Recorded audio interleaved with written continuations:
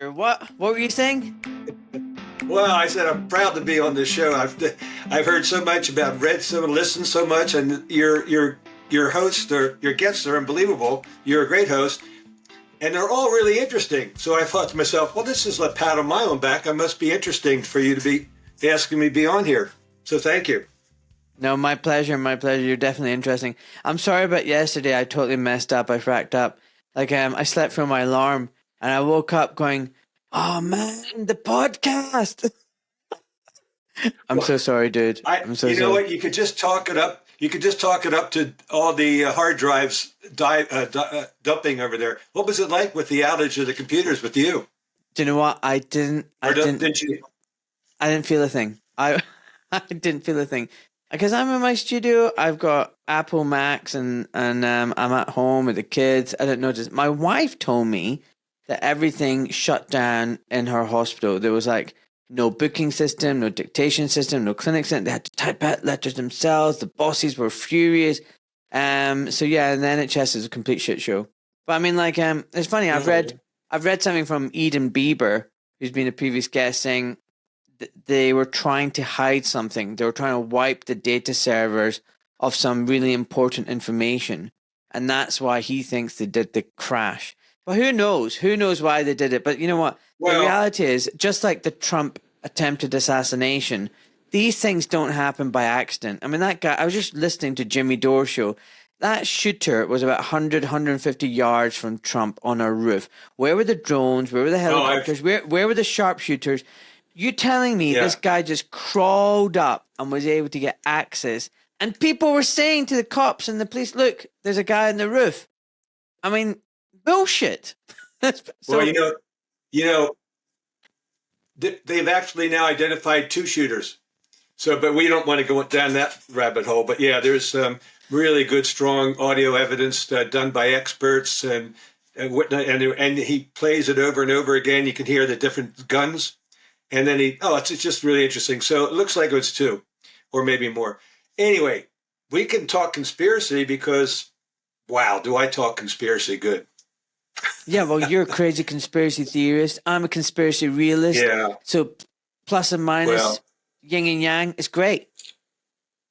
it's really, it's been just amazing. Actually, I've actually had just got completely not in my character. I had about an hour ago like an anxiety attack. It's like, and I'm like, what are you doing? What's going on? And I realized that the Trump thing to me indicates that they missed and that they're going to really try something, and it could be stupid. It could be the nuclear card.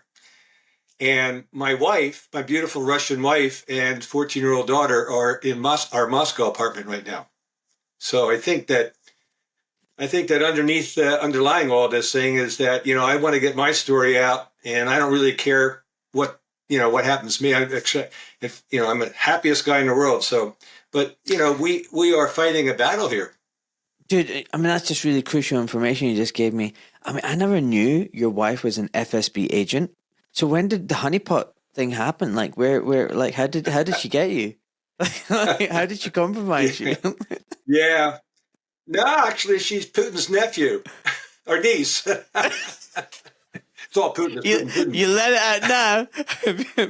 Putin's nephew is All right. masquerading as your wife. It's Oh my downhill from god. now. It's either we've grabbed the audience now and they're not going to let go, even play this at full speed, not 1.5 speed, like I play everything at 1.5. It's amazing the amount of information out there. Thank you for what you do. So listen, tell me something. You're an American now Yeah. out in New Zealand. Um, Hmm. because yeah, you didn't want to be in the land of the free. You wanted to be in the land of Jacinda Ardern.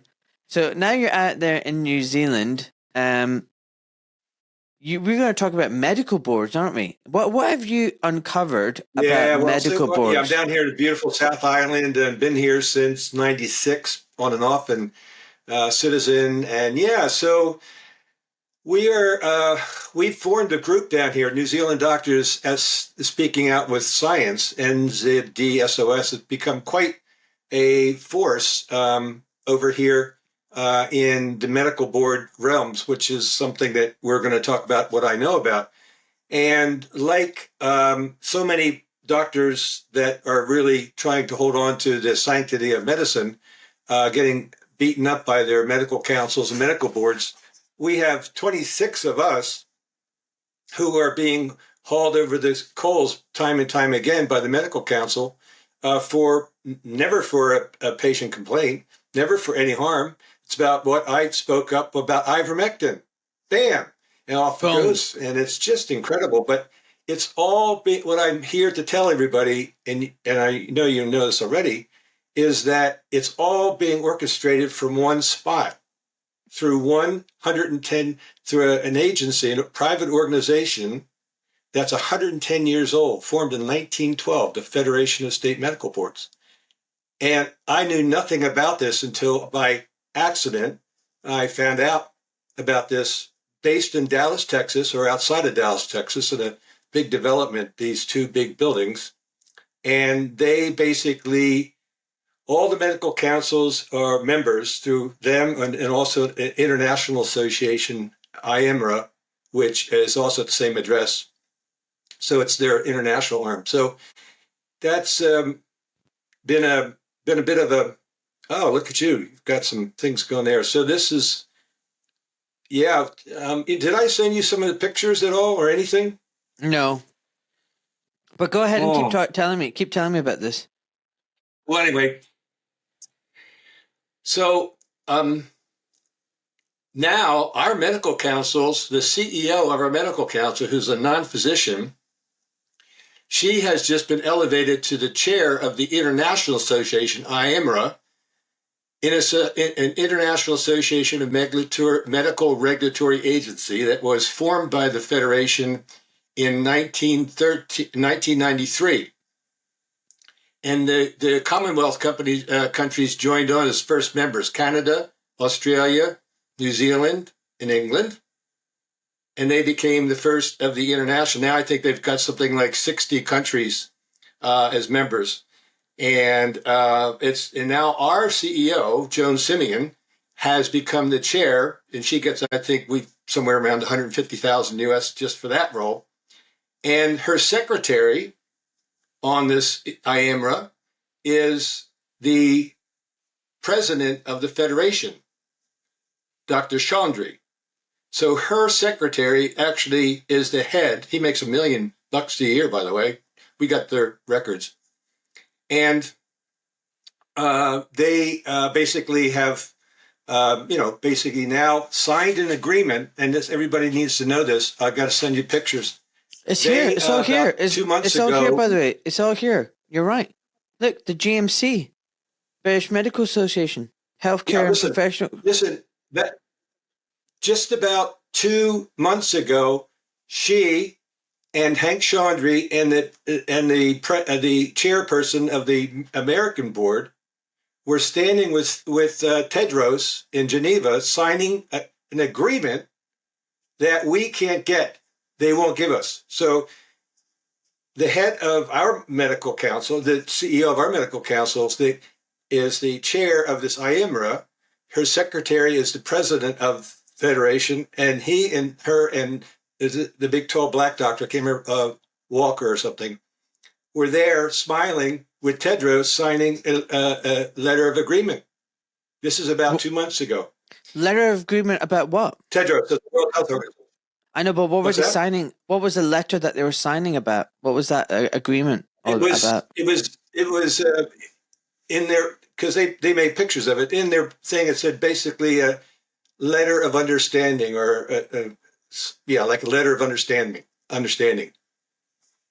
So this is really important for people to know, that somehow, or the doctors particularly are watching this, that number one, we can talk about your livelihood is controlled by your medical counselor, your board of medicine. They can pull it. And now they've been taught, and I went undercover to 2 of their annual meetings and saw how they were teaching these medical boards how to get their doctor, who is an alternative chelation doctor. And seriously, I was undercover. And that was in 1999. And then I went to another one in 2000 with the Federation, and saw how this private organization was pretty much creating law. At the end of the convention, there's a delegate meeting, and one person from each council gets to go into a velvet booth, voting booth, and up they put on screens policy that was developed since the last annual meeting. And the delegates from each of the vote on, and usually vote it right in. And then they take it back to their states and turn it into law about how to regulate, particularly regulate doctors who are still thinking and want to do the Hippocratic Oath, and they want to do, totally a true informed consent, all those things that were, I think, completely been thrown out by this criminal act called the pandemic. Oh shit, man! I mean, because this is crazy. I mean, that was 24 years ago when you went the last time. I mean, God knows what they're doing now, but like, basically, this kind of explains why doctors around the world and regulatory bodies around the world are all working lockstep. And like you said, dude, exactly what you said. It's never about a patient. It's never a patient complaint. And you've been thinking that's what would get a doctor really into trouble. And it's funny, in the UK, there was a case of a guy, married doctor, who lured one of his patients, another guy, into his clinic room, sexually abused him, and this guy got I think 1 or 2 years suspension. I mean, that's a massive. Yeah. I mean, this guy's basically raped another guy, right? He's cheated on his wife and raped another guy, and I think that's the story. I might be wrong, but I mean, I think that's the story. And obviously, it doesn't get the mainstream press. It's not in the Daily Mail, right? And that's all right. But I put up some tweets saying that, essentially you can't change your sex, and, we need to talk about this whole transgender business and what we're doing to our kids. And anonymous complaints from activists and God knows who else, and the government and whatever, and they got the 77th Brigade. They complain, anonymous complaints, and my medical director, without holding any meetings or anything, any warnings, refers me straight away to the GMC. No patient complaint. All right. No so patient harm. Do you want me to tell you what on behind the scenes? I'll give you a little hint. Yes, please. In the top floor of the second building that they have in Euless, Texas, they had a sensing department that is monitoring department, I should say, monitoring all of the communications in the world, particularly anything coming out of Dr. Says or anything medical. And they are reporting back to that, whatever that medical council is, involved with that, holding the license to that doctor, you see. And it's very simple. Another floor is totally devoted to just lawyers that are working and knowledgeable about the different countries' laws, giving advice, legal advice to the medical councils. You don't think that they're doing these guys here were the gang that couldn't shoot straight until this all happened, and bam, everything's very organized. Boom, boom, boom. Interestingly, too, the lead attorney in the contract negotiations of the government, New Zealand government, and COVID is a guy named Simon Watt, a lawyer named Simon Watt, big senior partner in a top kind of government law firm. He's also a big anti-carbon guy. He just was appointed to our medical board as a public figure. They were supposed to have 3 of the public and 5 doctors. So all 3 of our public attendees on the medical board are lawyers. And this guy that knows about the contract, which we can see the contract, the guy that was the negotiator for the contract, is now in November on our medical board. So they're getting nervous, I think. They're bringing in the big guns. I hate to drop all this on you so fast. Can you just go back a bit? So there's a department that in America that in this federal, what was it called again? The Federal Association. Hang on, let me turn your volume up here a little bit. It's called the Federation of. So in the Federation of State Medical Boards, in their building, Right. there's a level where they're monitoring doctors around the world and what they're writing and saying on Yeah. social media. And journalists and everything. And then a law section. There's two big built 2-story buildings, and interestingly enough, their roof lines form an SS. From above, it's the strangest thing, but SS.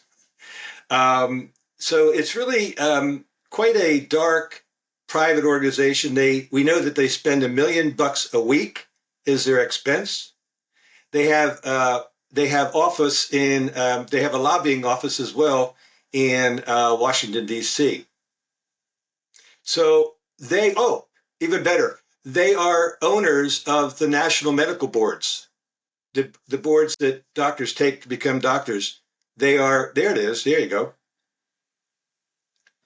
So again, they're the owners of the. So hold on one second. They're the owners of the medical boards. How can they be the owners of the medical boards? The national. They're the national medical boards are the Federation of State Medical Board and one other entity, but they control how doctors are trained pretty much by look at the medical boards. So you're not going to get a lot of things in there about carrots and eating fresh food questions because, well, we're never taught that because, well, health and wellness is not on the agenda for a disease. What pays is disease pays. All right, hold on one second. The thing is that hold on one second. So hold on one second. So the Federation of State Medical Boards, founded in 1912, that sounds very similar. And around about the same time, the Rockefellers and who else? Some Carnegie Institute were doing that Flexner report and introducing their form of medical schooling. Am I right? Exactly. So here's the deal.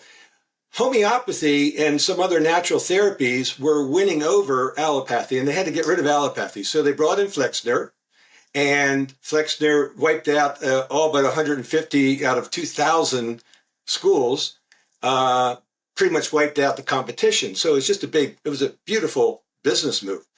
And then they realized that they had these doctors, different states had doctors with different licenses and different things. So they said, oh man, we have to somehow have control over all these medical things. They're all independent and they have, doctors in there.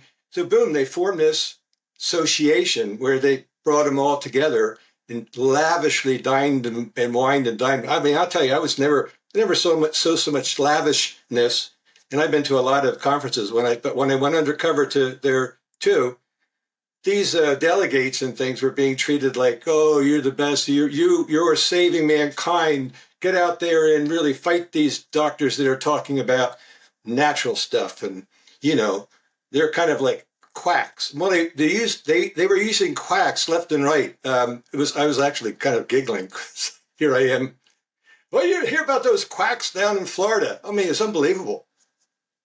So they hate the idea that they would lose control of medicine now to a group of us. And so we're down here like the Alamo fighting back in New Zealand.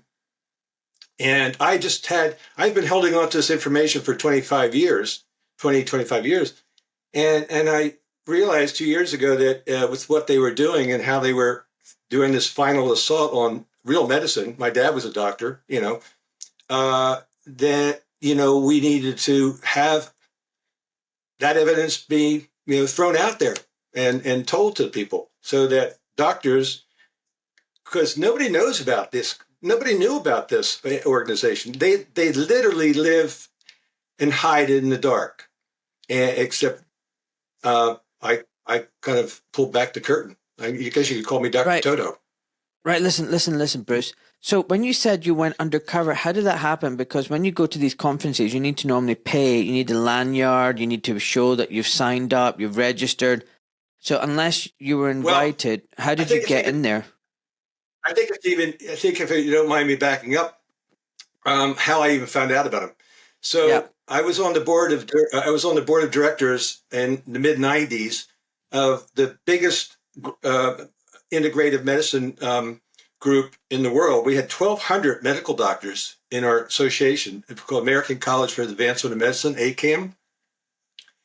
And that's where I met a couple of the Kiwi guys here. But anyway, I remember the president saying, these damn federation, they're going to do a thing on holistic medicine.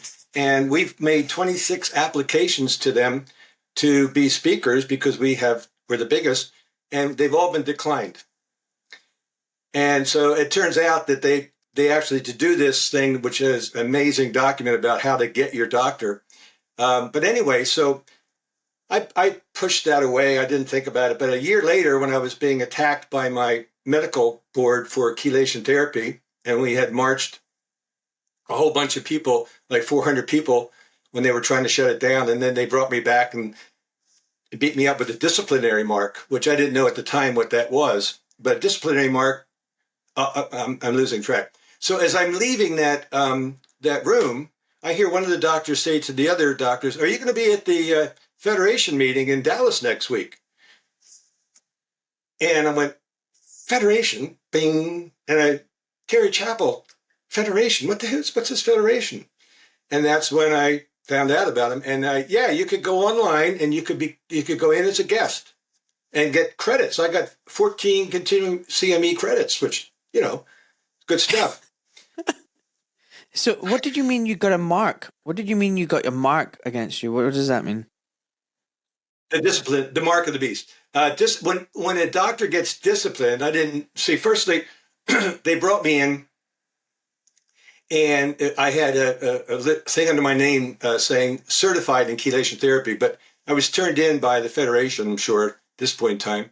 They pulled me up and they said, "You can't use that certified because that's, I got a certification, but it's not one of our boards." And they slapped me on the wrist. I said, "Mea culpa, I didn't know." And then $4,000 fine or whatever it was.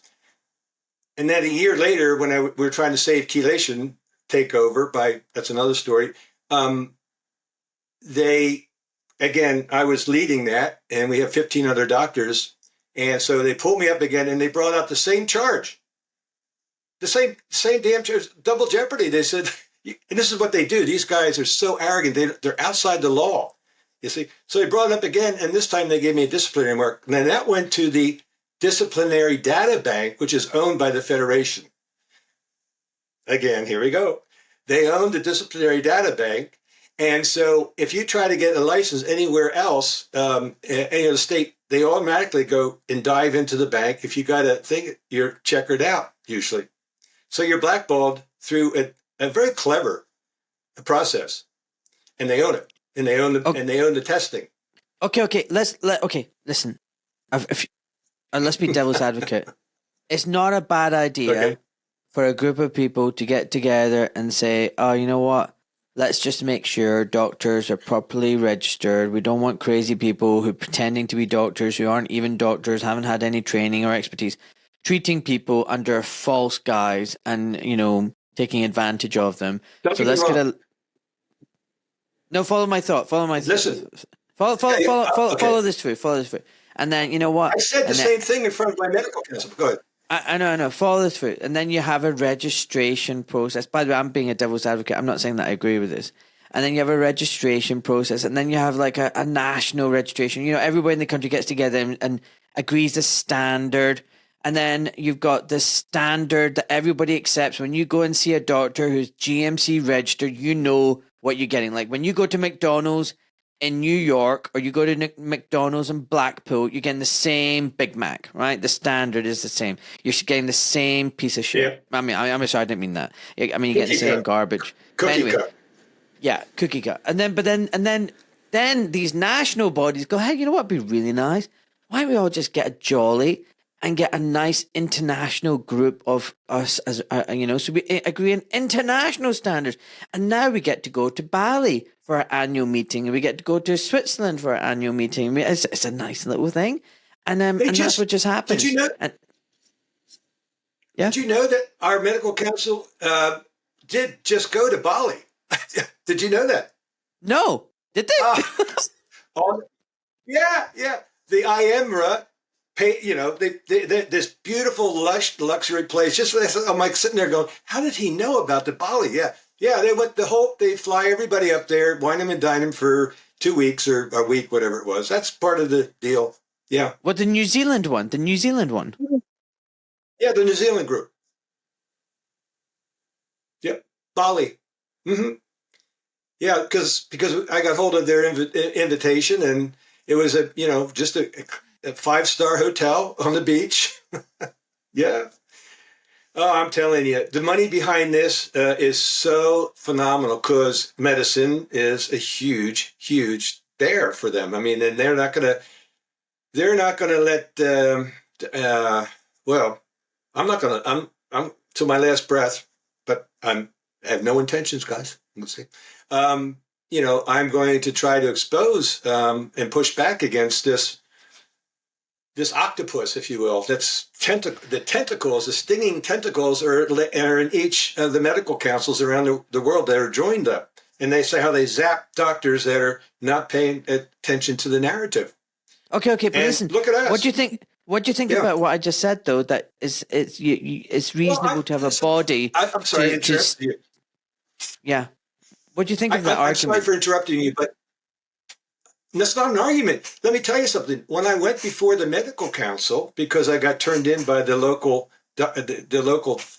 hospital here for ivermectin, and when I went before them with my barrister, there was 15 of them there, and I said the same thing. I said, now, this is a very important, your job is very important. You're here to keep the quality of medicine strong. You're here to defend the public against harmful doctors. You are here to do this and that. And all of that I believed, and all of that, got them all proud about it. And then I said, but I'm allowed to prescribe ivermectin, and I have not harmed any patient. In fact, none of my patients had to go to hospital because I gave them little packets of ivermectin.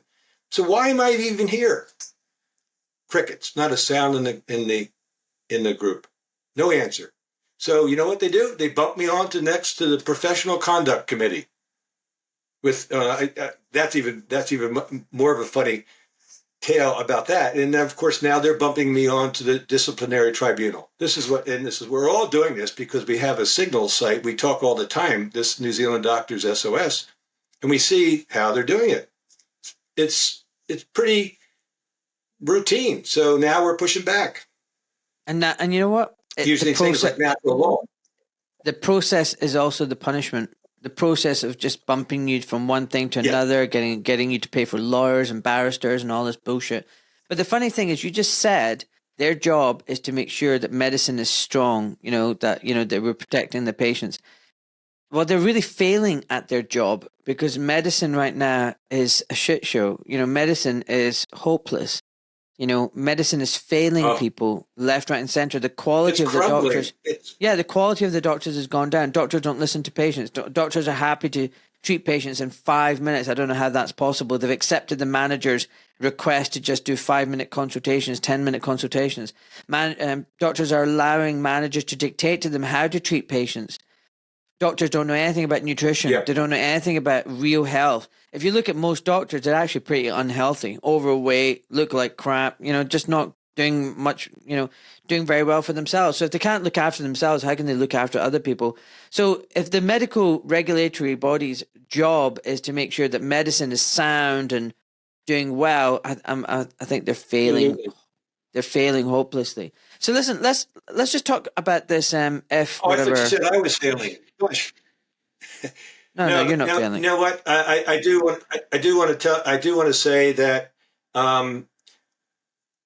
it's with a heavy heart that I'm watching what's happening to a cherished profession of me. I've been 40 years or more doing this and helping people, but I spend 45 minutes with her, half hour to 45 minutes with the person and start to, we this is integrated medicine. This is why we were growing like crazy. That ACAM in mid 90s, we had $1 million in the bank. That was a lot of money, by the way. I was on the board of directors. We did a lot of talking about. We were growing at 200 members, new doctors, not only new, but I mean all ages. So we were growing at a rate of 200 members a year. I can't even imagine what would have happened if we had been allowed to grow. But the federation, unbeknownst to me, all right, can you hear me? Yeah. The Federation? The Federation cut us down at the knees very cleverly by using the Federal Trade Commission, the FTC, and they came in and said that we were advocating chelation therapy for cardiovascular and blah blah blah, and now we're going to put you under 20 years under our thumb. And it turns out that the year before, the head of the FTC was seen on stage at the annual Federation meeting saying, and I got the transcript, saying, "Thank you very much for telling us, Federation, about the ACAM. We'll take care of them," in so many words.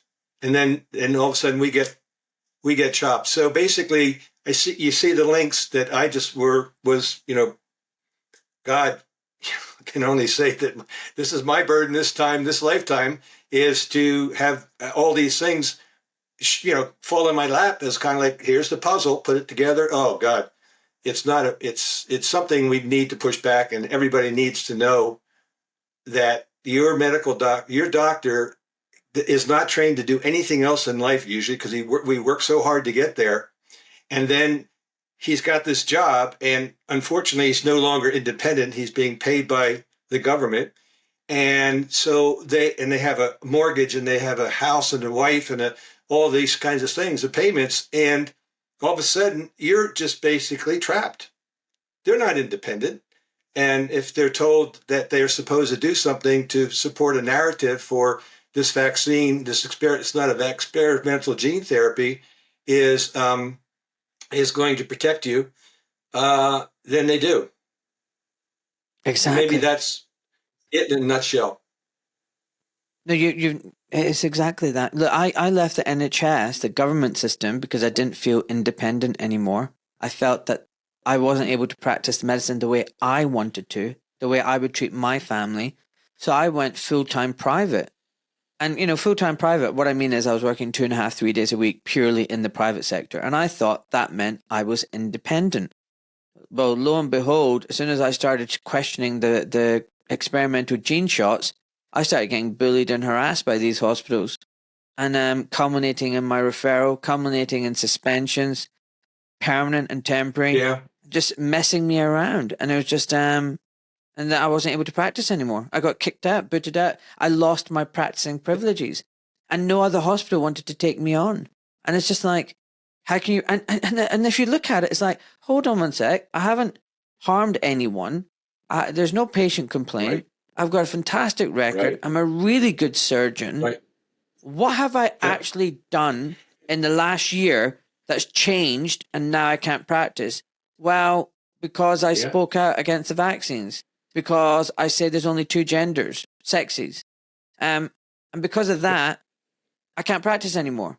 And you just think, what?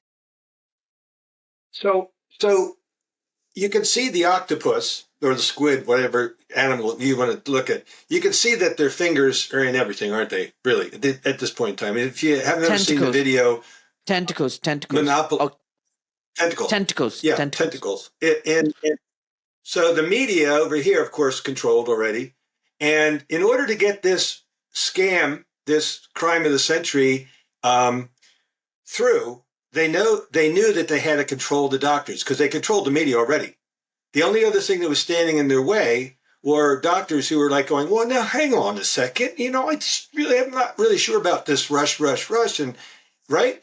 And so in the first time, now I've been watching this Federation, circling it like where to stick the knife, for 20 years, because it's so big, and I know where it goes. And so all of a sudden, to my surprise, in April of 2021, out comes a national statement by the Federation about bad doctors who will use ivermectin and who will be basically not supporting the narrative could be subject to disciplinary actions from the Federation.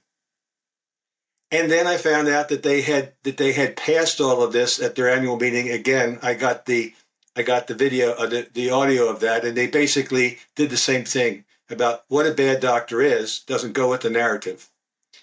So we're in that kind of place right now, and it's luckily, I would say in the States, how they wear you out is they just exhaust your bank account by paying the lawyer, right? That's basically now. But here, interestingly, this was when the Federation brought in the international. They didn't look hard enough because the Medical Protection Society here, the liability insurance for the doctors, pays for legal fees.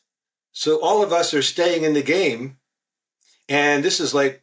I think that's why they brought in this Simon Watt guy, the big gun, because it's like, oh, we can't.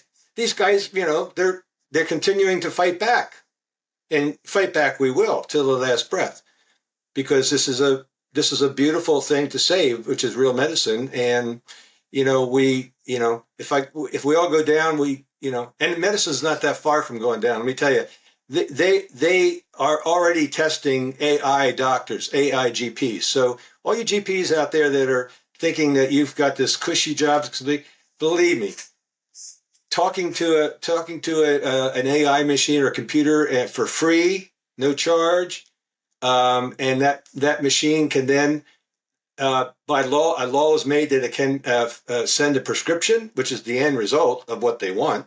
They want a prescription, and more. They want a lot of prescriptions. I mean, sometimes when I worked to get my registration here, because I had licenses in Florida and Hawaii for 30 years, when I went to get here, they made me go back to work under direction with a GP firm. So I did, and I saw what the GP system is like. I'd never been in it before, and standing at a computer 15 minutes, and not daring to ask any other kind of peripheral questions, because that might get you into the oh shit.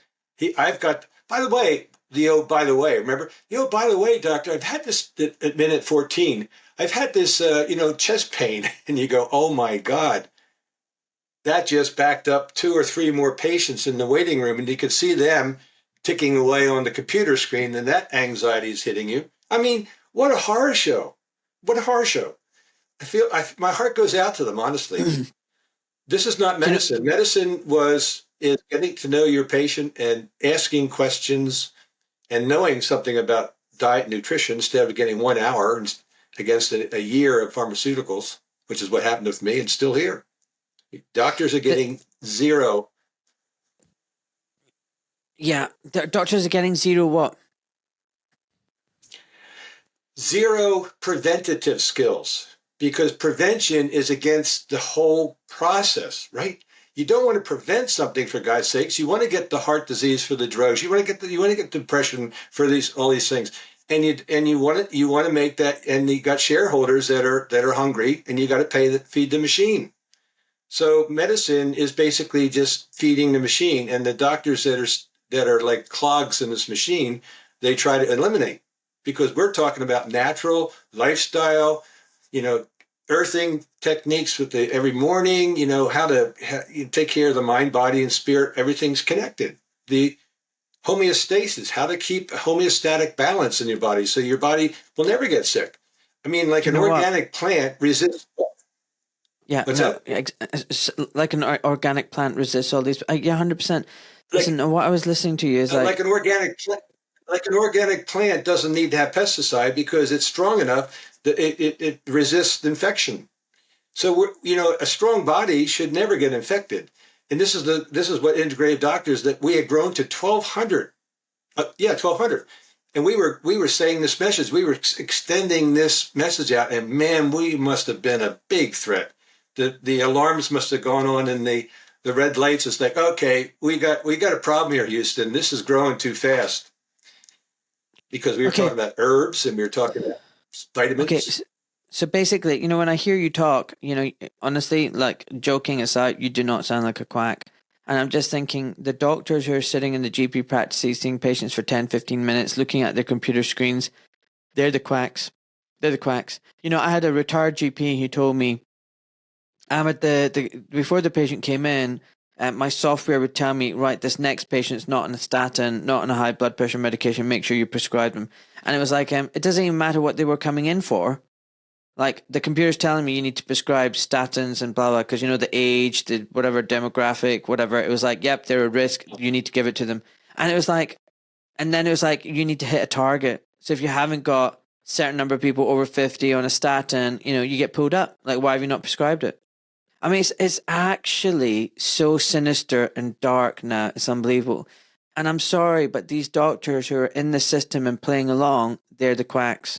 They're the crazy ones. They're not, you know. Hey, do I have time? Do I have time to share a story with you? You got plenty of time, buddy. Okay, so the second week of being accepted to medical school, when there was like 75, one acceptance out of 75 admissions and all these things. So three of us, this is in Philadelphia, with the second oldest medical school in the country, Jefferson. So three of us are across the street at Doc Watson's bar, and we're celebrating, getting in after all of the struggle. And we're also saying, man, it's really amazing. The first day of medical school, they gave us this black leather bag, beautiful black leather bag, a reflex hammer for your knee. They gave us a stethoscope, and it all had Eli Lilly's name on it. Right? So we're like, wow, that was, and all of a sudden the door opens up and this young guy comes in. He goes, hey, guys, I'm from Lilly. And hey, did you like our gifts? And we said, yeah, that's pretty cool, man. And they said, well, I like you guys, and I've got this thing called an expense account. And how about this 5-star down the road at Le Bec Fin French restaurant? Would you like to go to dinner? And you can, anything on the menu and any wine you want. Kid you not. And they're like, wow, cool. And I'm like, uh-oh, I don't know. And so the dance began, and I saw that we were being prostituted. Interesting story, huh? I mean, Wow. And wow. Yeah. Dude, I remember Yeah. I remember as a medical student, my doctor's going off on conferences, all expenses paid, everything. Yep. And I'd be honest with you, I was a bit annoyed initially when I became a consultant. They didn't do that for us anymore. But I think the reason why they didn't have to do that anymore was because in the UK, they got something called the NICE guidelines.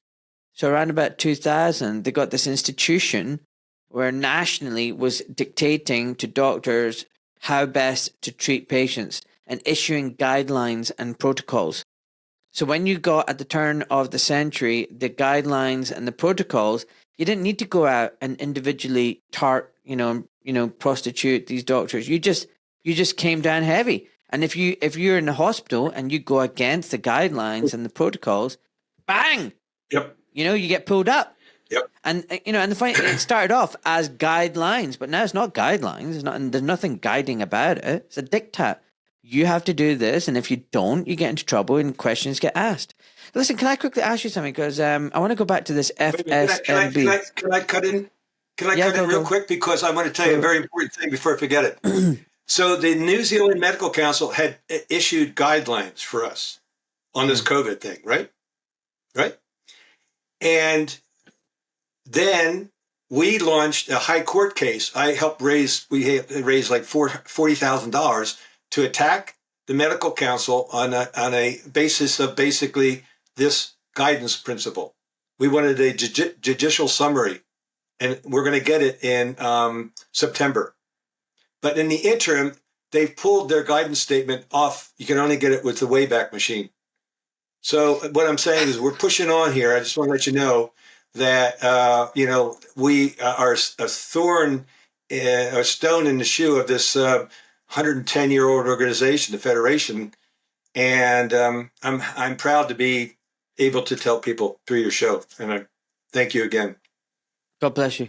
Right, listen, let's talk about this FSMB. Let's shed some light on them. Right, so listen, tell me something. Who actually pays for it? Is this a company? Where does it get its money from? Like, what's the situation with this? And let's name something. So look. So JD, what does JD stand for? This Katie Templeton. She's chair. Okay. By the way, so she's Okay.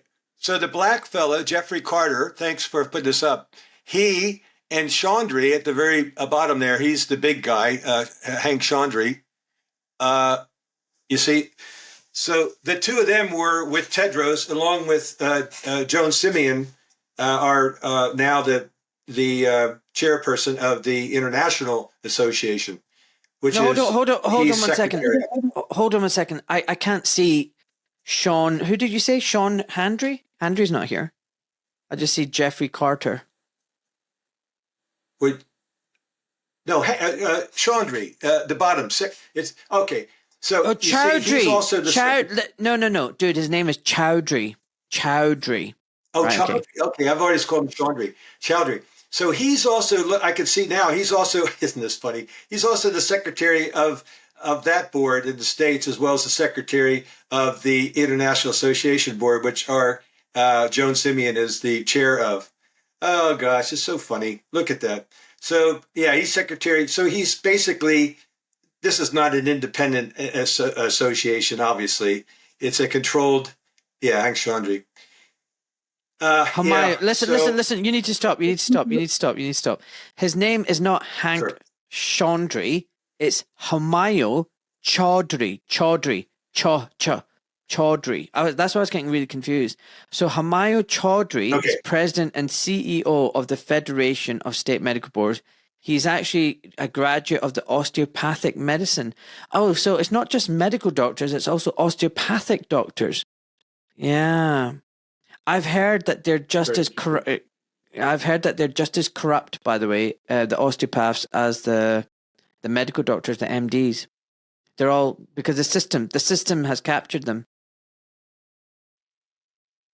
Actually, I was going to medical school when that happened back in the 70s when the Philadelphia College of Osteopathic Medicine, they were in a big war. There was a big war going on between the osteopaths to join and be able to prescribe drugs. You see, they were being allowed the opportunity to now become drug prescribers, and there was a faction that said, "Yeah, we want to be like the MDs. We want to be able to do drugs," and the other faction says, "No, we should hold on to our hands-on and our." So it's the same thing that happened back at the turn of last century, pretty much. They just took over a proud profession, and yeah. So that's So tell me, my inside story. tell me who's behind them? Like, where do they get their funding from? Where do they get their money from? Well, that's a good question. I mean, it's a really good question. They get income from the national medical boards, but they also have a foundation, which is a nonprofit, which they don't have to share their donors.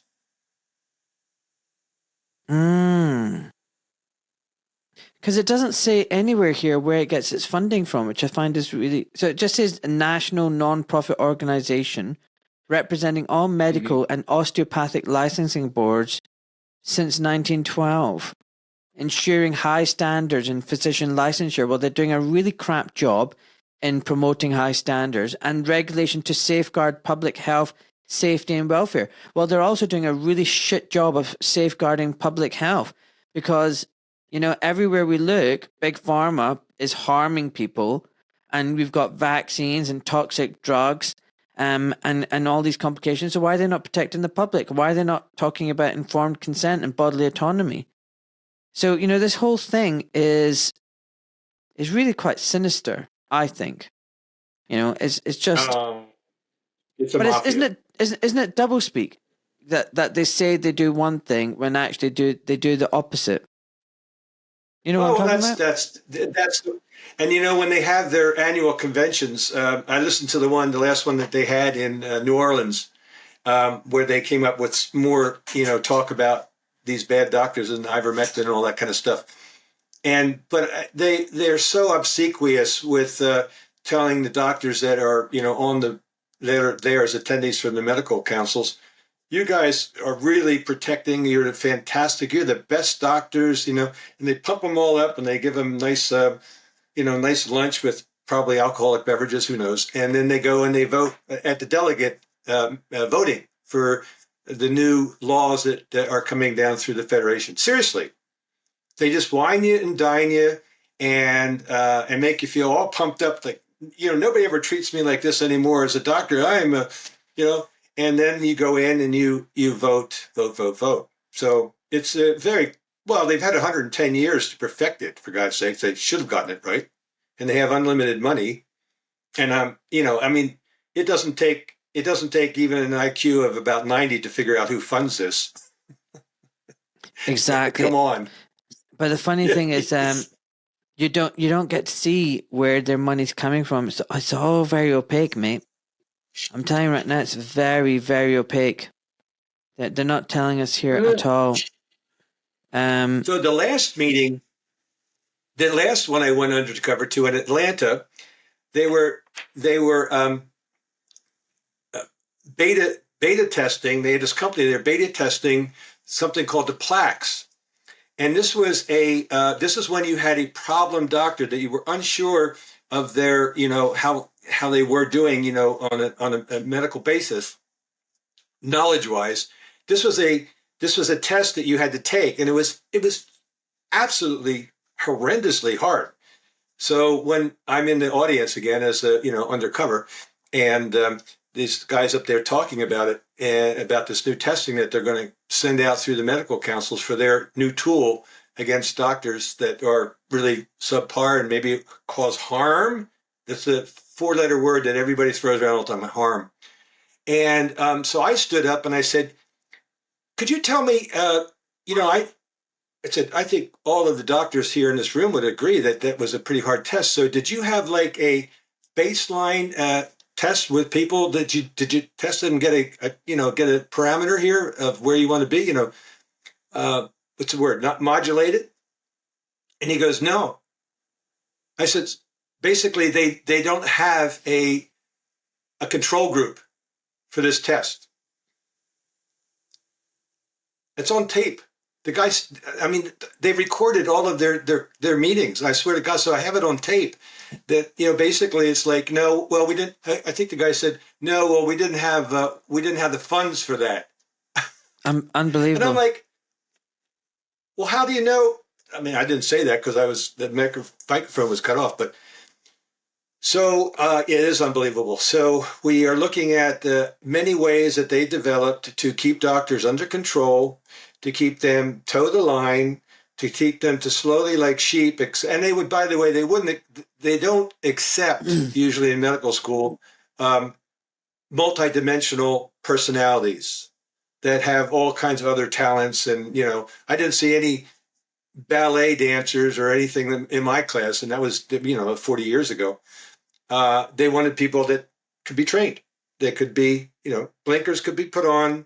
This is your job, doctor. You're supposed to go out there and you're supposed to basically, I've often thought about the idea that would probably get me in very deep trouble, having a split screen cartoon. One is a guy under the lamppost, doing a deal. And the other one's a doctor sitting at his desk and underneath it says, can you pick out the drug pusher? Yeah, 100%. Yeah. Do you know right. I've had about 3 or 4. I can't remember. I think it's four.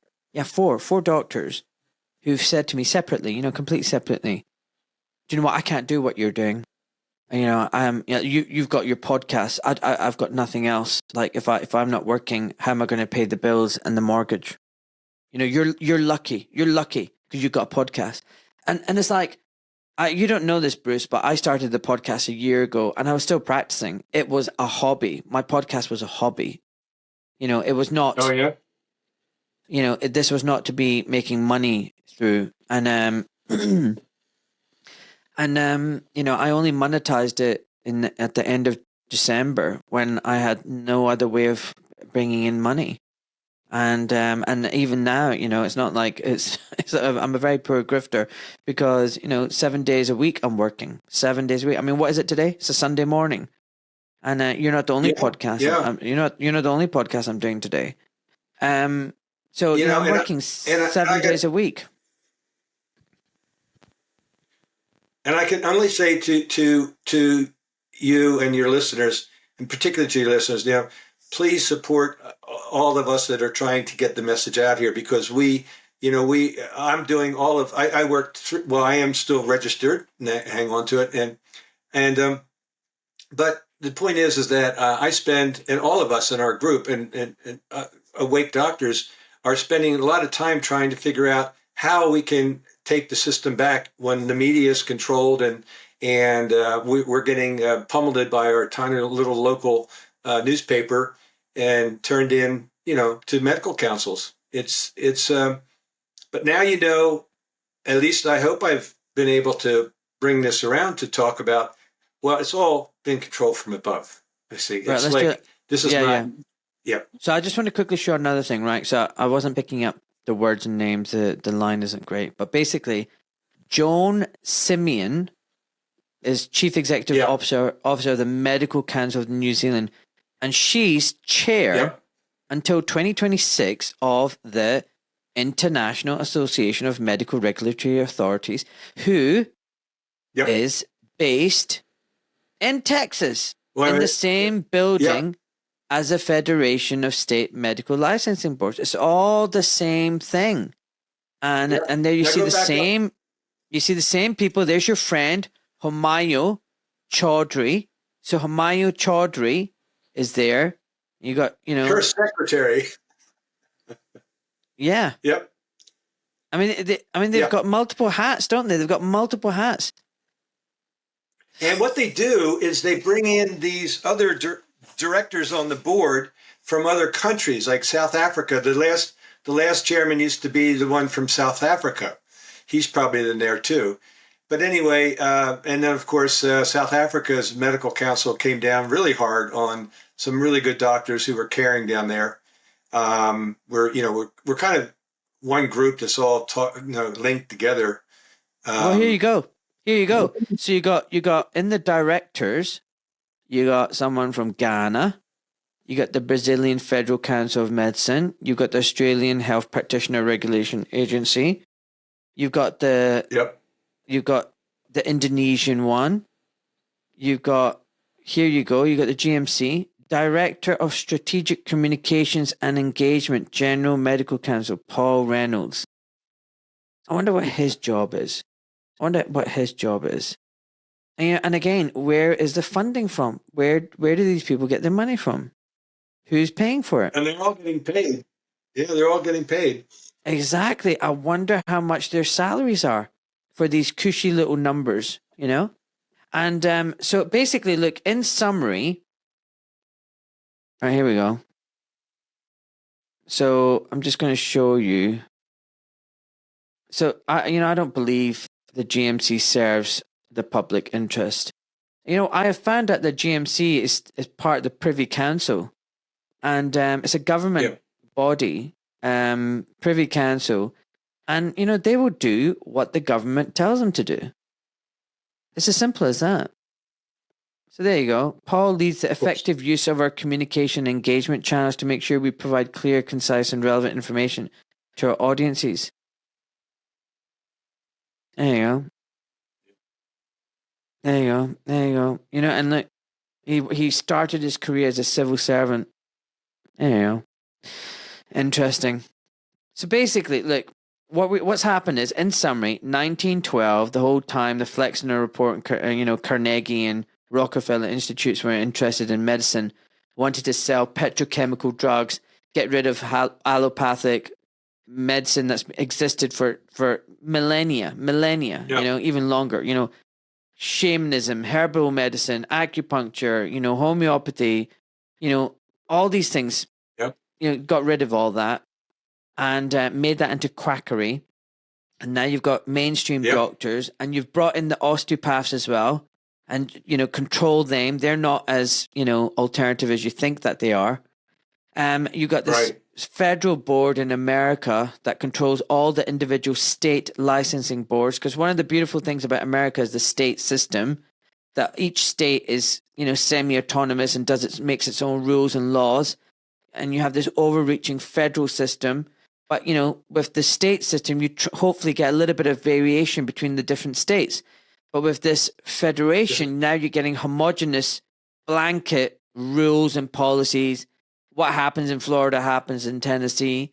And now, not just that, this octopus with its little tentacles grew into an even bigger octopus with now tentacles in every other national licensing board, from Brazil, to Pakistan, to Australia, to New Zealand, to Britain, whatever. So now they're all singing the same hymn sheet. They're all singing from the same hymn sheet. And what are they singing? They're singing Big Pharma is great, vaccines are great. Anyone who questions mainstream allopathic, Big Pharma driven medicine is a quack that needs to be squashed, and we'll punish them and we'll make examples out of them. That's where we are now. Am I right? That was the most brilliant. I'll tell you, that was an incredible summary. Totally where we are right now. And again, we're pushing back, from here in New Zealand, I can say, and Australia's now got some really active group amps there that's gonna, I think, doing a good job. We're going into actually going at the angle of the basic from the United Nations now. And we stay tuned with that, because we basically feel that our human rights have been abrogated, and there's a special commission inside the United Nations United Nations that basically is still uncorrupt and is willing and ready to talk to I would say give some instructions about how doctors need to be allowed to be free to speak what they want to say. Right. So what I would say to this is, I think it's great to fight within the system and maybe use their laws against them and their rules against them. And that's great. Some people have to do that. I also believe that the system can't be fixed from within. I believe that the system is so deeply corrupt. If you think about it, this system was originated with this corrupt design in place. You just can't fix something that's rotten to the core. I think what we really need to do is create a completely parallel alternative system, where doctors aren't registered, where doctors practice basically natural medicine, allopathic medicine, integrated medicine, herbal medicine, and they're educators. They just what does doctor mean? Isn't it to teach? You literally just educate. You're not there to treat anyone. And you just say, look, I'm here to educate. This is what I would do. I mean, these are the options. You do what you want. And tell the public, and the public should seek out these kind of health educators and bypass the drug and pill and jab system. And until people vote with their feet, the system, nothing's gonna change. I just don't believe the system will let us win. It's so corrupt. And these people within the system are so blind. I mean, they believe their own bullshit. They believe their own lies. They actually believe that they're better than us, that they're doing a good job, and they have these fancy meetings and fancy titles.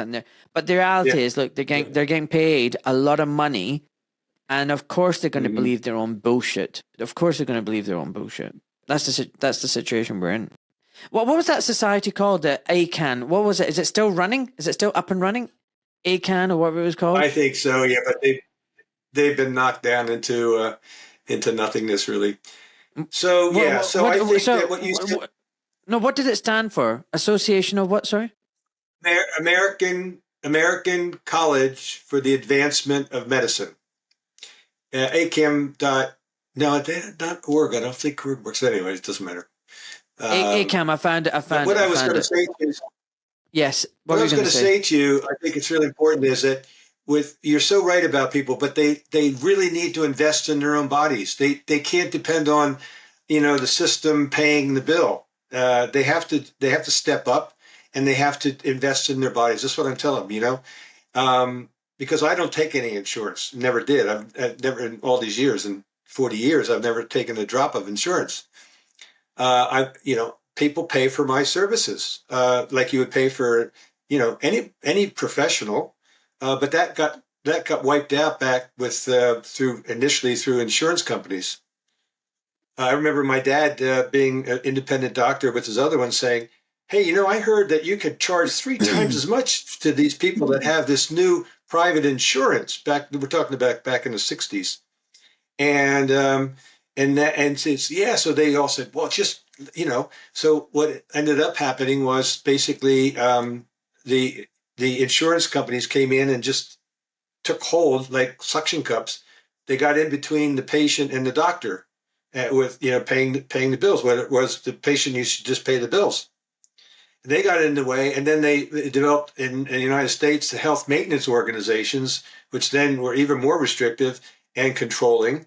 And of course, in England, of course, it's in New Zealand, they had the National Health Service, which was, really, by the way, it was a really good system here 15 years ago. It's just been just destroyed, really.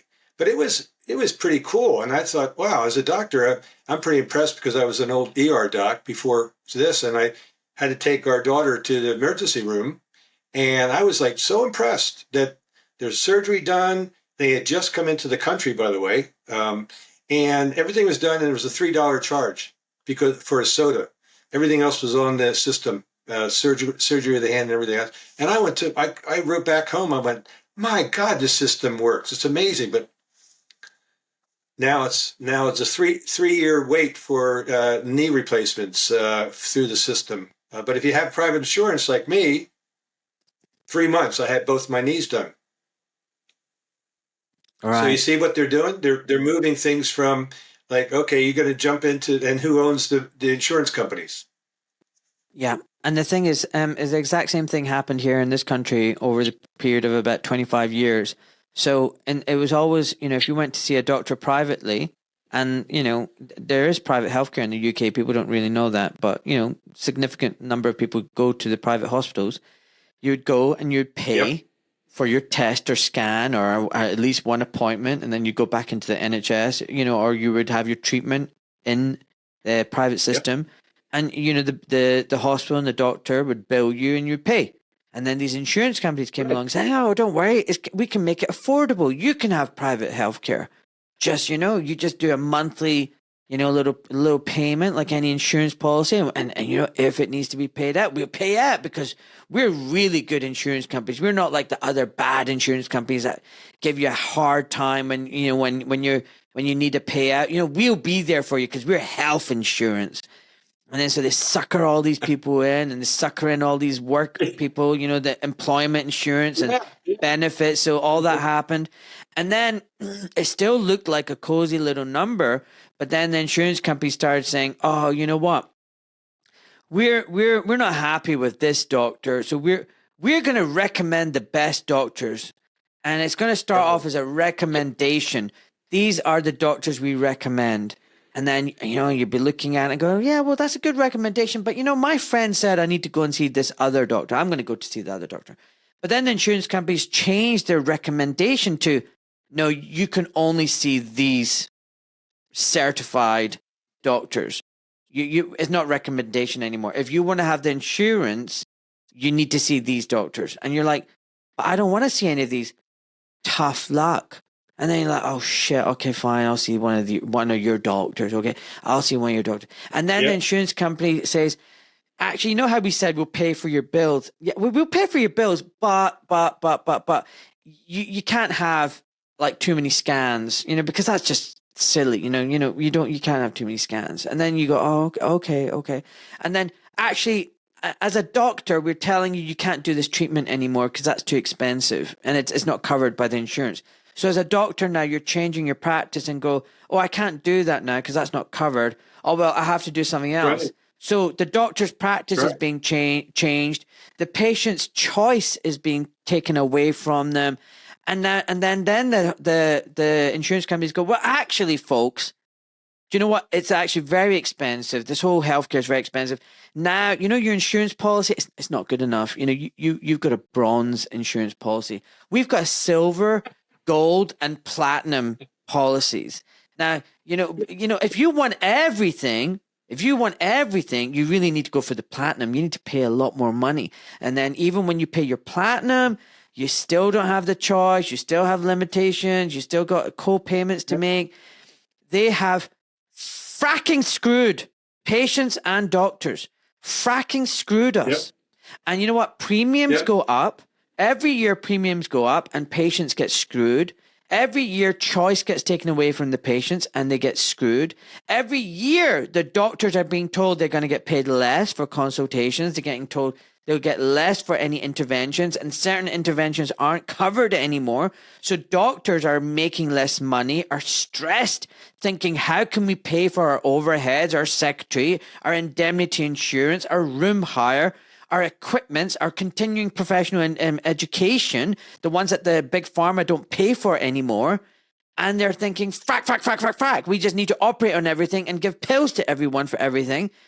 And the insurance companies go, oh, you can't follow up your patients anymore. So whereas in the past, you can see how your intervention is affecting a patient, now you're not allowed to do that. So your experience doesn't grow. You don't know whether what you're doing works or not.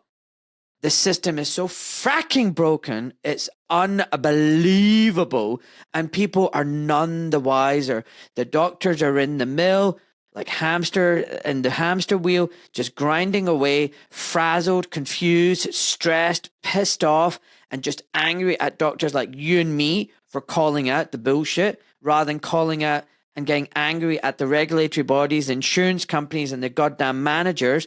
Patients are confused and don't understand why they're getting a shit service and are angry at the doctors, rightly so, but not angry at the insurance companies or the managers and the goddamn politicians and big pharma and the bankers behind it all.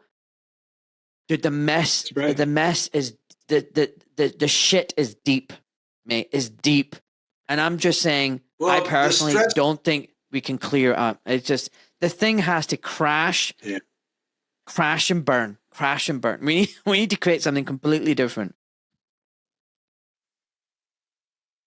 Although, I tell you what, if I needed a new ankle, I'd come to you for a new ankle. So there's wonderful things about medicine, the technology and the things that non-chronic care medicine it can offer to people. So it's like you can't throw the baby out with the bathwater. That's the real problem. How do you do that? They've inculcated themselves so much that hospitals and universities and medical schools depend on the pharmaceutical companies, and without them, they crash. And so, yeah, I like the analogy, particularly of the getting rid of the bad stuff. But how do you hang on to the good stuff that's out there? It's not bathwater, mate. It's a swimming pool. You got a little baby floating in a swimming pool of shit. This is the problem. It's a swimming pool. It is a swimming pool. You're right. All right, listen. Well, on that, is there anything else we haven't covered? Yes, but that's going to have to wait for another time, because God bless you for what you're doing. Keep the work going out there. I want to extend my heart to all your listeners and say that find a doctor, search him out or her out. And it doesn't have to be a medical registered doctor. In fact, most of the time, they don't really know how to address your issues, many of which they never learned it even in medical school. So you can't blame them. They just don't know. And they're stressed, like you just heard from Dr. Malik. So find who knows about healing and search them out and pay some money for your own help. Pay some money for your own joy and energy, and your children's too. Bruce, can you come back again one day and talk about chelation therapy? Sure. Happy to. All right. Okay. Last question of the day, buddy. You're on your deathbed many years from now. Before you pass on and meet your maker, what words of wisdom will you give to your loved ones?